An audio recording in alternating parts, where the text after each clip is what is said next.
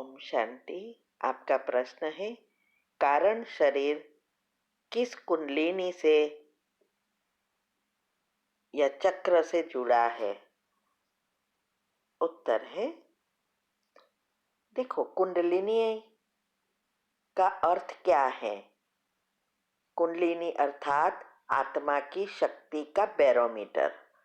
हमने कुंडलिनी चक्र के बारे में वेबिनार में भी डिटेल में बताया है और उसका टॉपिक भी रखा है।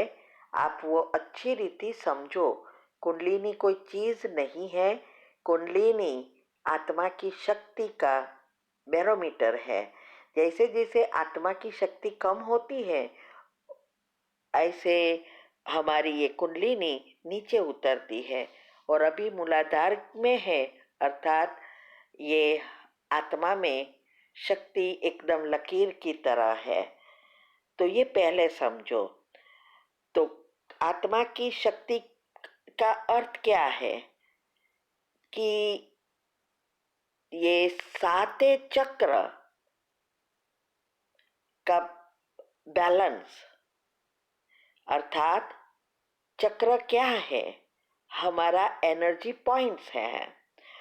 अगर वो नेगेटिव से भरा है तो कुंडलिनी डाउन है, माना नीचे है। जैसे जैसे हमारा चक्र के ब्लॉकेजेस खुलते हैं और पॉजिटिव बनते जाते हैं और हमारे संचित कर्म भस्म होते हैं, तो कुंडलिनी ऊपर की तरफ जाती है। तो इसीलिए ऐसा कोई कुंडलिनी से जुड़ा हुआ स्पेशल चक्र नहीं है। हाँ, आज्ञा चक्र जो भगवान ने आके बताया कि ये विज्ञानमय कोश है, अर्थात वो जो कोशिकाएं, जो न्यूरॉन हैं, वो ये आज्ञा चक्र से जुड़े हैं। तो जितना जितना हम आत्मा माना एनर्जी, विज्ञानमय कोश का अर्थ ही है विज्ञान, अर्थात ये एनर्जी के बारे में जो ज्ञान है वो है आत्मा और परमात्मा का ज्ञान, जिससे एनर्जी का प्रवाह होता है। तो वो ज्ञान का जितना हम मनन करते हैं, मंथन करते हैं, उतना हमारे ये न्यूरॉन एक्टिव होते जाएंगे और तभी हमारा योग लगेगा, जब हमारा ये अंदर सबकॉन्शियस माइंड से ज्ञान बाहर आना शुरू होता है। तो इसीलिए हम कहते हैं कि योग की पहली अवस्था की जो भी मैंने बताई है वो सब करना है। 8 ग्रुप का अगर रोज करेंगे तब हमारी कुंडलिनी धीरे धीरे ऊपर जाएगी, क्योंकि योग लगेगा और योग लगता है तभी हमारे संचित कर्म भस्म होते हैं या फिर भोगना से होते हैं। तो भोगना का अर्थ यह है कि इस जन्म की तो है, लेकिन पिछले जन्मों के भी बहुत बाकी है। तो ये सब पूरा करना है ये विनाश के पहले। तो इसके लिए ही भगवान आके हमें सारी विधि बता रहे हैं। तो ये विधि अपनाएंगे, ऑटोमेटिक कुंडलिनी ऊपर की ओर उठेगी। ओम शांति। आपका प्रश्न है, क्या 21 डेज योग भट्टी से जो चाहिए वो मिलता है, कैसे करें? जो आपने बताया 5 मिनट की कमेंट्री के बाद समान 21 टाइम और पावरफुल योग, वो सकाश करे क्या? हाँ, उत्तर है, देखो, जैसी आपकी जो भी प्रॉब्लम है उस अनुसार कमेंट्री बनानी है। अगर संबंधों में प्रॉब्लम है तो उसका भी मैंने रखा है। अगर आपकी अवस्था बनानी है उसका अलग है, बीमारी है उसका अलग है। वेबिनार अभी जो चल रहा है, फ्राइडे को मैंने विधि बताई और अभी नेक्स्ट फ्राइडे को भी कंटिन्यू होगा। वो वेबिनार अटेंड करो। और वो वेबिनार हम यूट्यूब ऊपर भी रखा है, आज वो अपलोड हो गया है। और अगर आपको ये सब चीज़ एक साथ चाहिए कि क्या क्या, तो उसकी लिंक हम भेज रहे हैं, हर एक वीडियो में है और ग्रुप में भी आ रही है। वो नई ग्रुप लिंक है, वो भी सब्सक्राइब कर लो। तो इसमें आपको प्लेलिस्ट में वो वीडियो के साथ रिलेटेड सभी वीडियो मिलेगी, सारी विधि की। तो वो अच्छी रीति समझकर सब्सक्राइब करो और फिर उसमें आपको मिलेगा। ठीक है। ओम शांति। ओम शांति। आपका प्रश्न है, आज मुरली में आया कि यह जो हम सो सोहम का मंत्र है वह भी अभी का है, यह बात समझनी है। उत्तर है, दुनिया में या भक्ति में कहते हैं हम सो सोहम, अर्थात हम ही आत्मा है और आत्मा ही परमात्मा है, वो समझते हैं।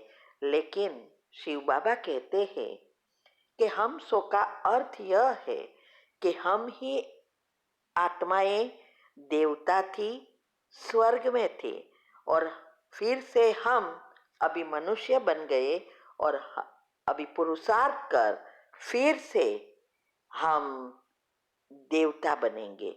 सो पूज्य से पुजारी और पुजारी से पूज्य, तो ये इसका अर्थ होता है। और ये अभी ही संगम युग का ही ये यादगार है। बाकी ना सतयुग में हमें याद होता है, ना द्वापर, ना कलयुग में। जब परमात्मा इस सृष्टि पर आते हैं तो इसका राज समझाते हैं कि अभी हमें ऐसा पुरुषार्थ करना है कि हम जो महान आत्माएं थी वही देवता बनती है। और ये मंत्र हमेशा याद रखना है, और संगम युग पर ही ये बन सकते हैं। बाकी सारे युग में हम देवता नहीं बन सकते, क्योंकि सतयुग में जो है वो तो प्रारब्ध है। तो अभी ही हमें पुरुषार्थ करना का और सारा ज्ञान मिलता है कि कैसे आत्मा के सारे हिसाब किताब चुकतू कर फिर से आत्मा को सतो प्रधान कैसे बनाना, ये भगवान के सिवाय और कोई बता नहीं सकते। इसीलिए कहा कि ये मंत्र अभी का है, बाकी भक्ति मार्ग में चलाने के लिए मंत्र नहीं है। कई बार हमने देखा है, कई तो ऐसे सांसों के साथ जोड़ते हैं, हम सो हम सो हम। तो ये मंत्र नहीं है, ये पुरुषार्थ के लिए भगवान आके बता रहे हैं। ओम शांति।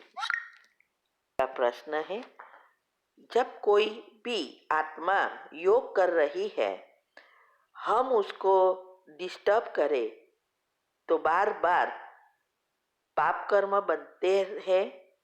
उत्तर है, हाँ, जरूर बनते हैं। हमने बहुत बार देखा है मधुबन में या सेंटर पर,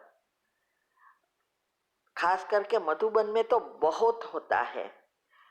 कोई सोफा पर बैठा है या जगह नहीं है या नीचे बैठा है, तो वो योग कर रहा होता है और हम कहते थोड़ा खींचो ना, नहीं खींचते तो बार बार उसको हिलाकर खींचाते हैं। और फिर बैठते हैं 1 मिनट, फिर उठकर चले जाते हैं।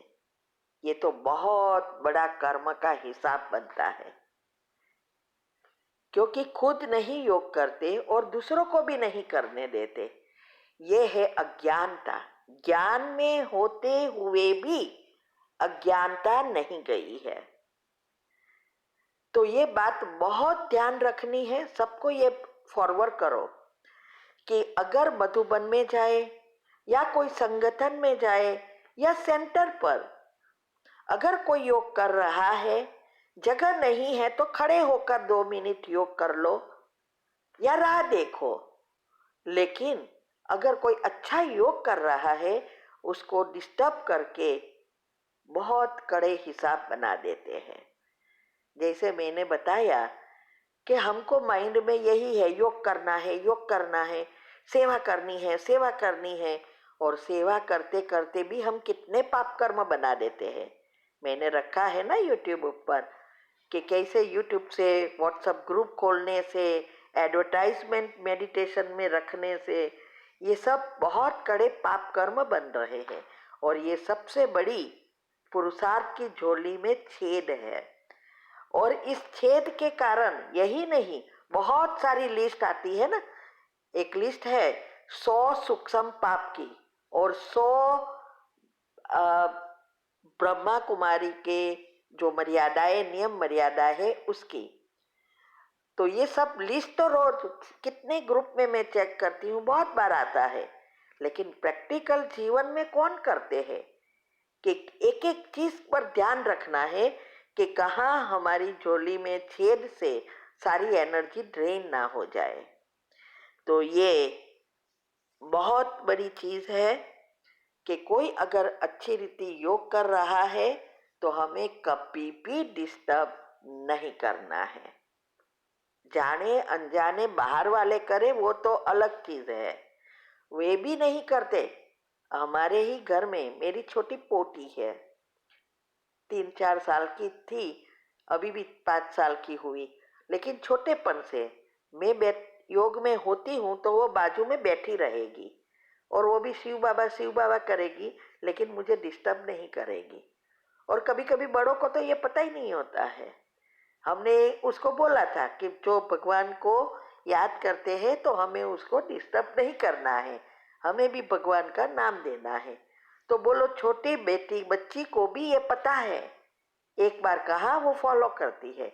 और हम बाबा के बच्चे बार बार ये बातें सब जानते हैं, पुरुषार्थ की बातें, ये नियम मर्यादाएं सब आता है, ग्रुप से नहीं निकलना चाहिए, ऐसा सब बताते हैं, लेकिन फॉलो कौन करता है?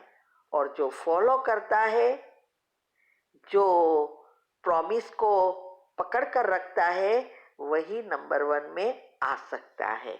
ओम शांति।